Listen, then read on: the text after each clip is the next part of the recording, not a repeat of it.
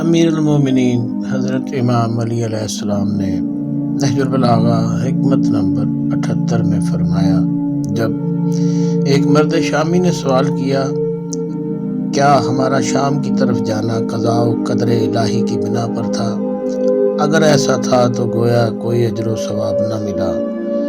تو آپ علیہ السلام نے فرمایا کہ شاید تیرا خیال یہ ہے کہ اس سے مراد قضاء لازم اور قدر حتمی ہے کہ جس کے بعد عذاب و ثواب بیکار ہو جاتا ہے اور وعدہ و وعید کا نظام معطل ہو جاتا ہے۔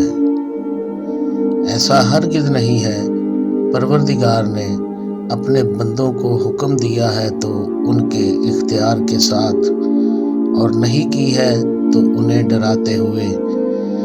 اس نے آسان سی تکلیف دی ہے اور کسی زحمت میں مبتلا نہیں کیا ہے۔ تھوڑے سے عمل پر بہت سا اجر دیا ہے، اور اس کی نافرمانی اس لیے نہیں ہوتی ہے کہ وہ مغلوب ہو گیا ہے، اور نہ اطاعت اس لیے ہوتی ہے کہ اس نے مجبور کر دیا ہے۔ اس نے انبیاء کو کھیل کرنے کے لیے بھیجا ہے، اور نہ کتاب کو عبث نازل کیا ہے، اور نہ زمین و آسمان ان کی درمیانی مخلوقات کو بیکار پیدا کیا ہے۔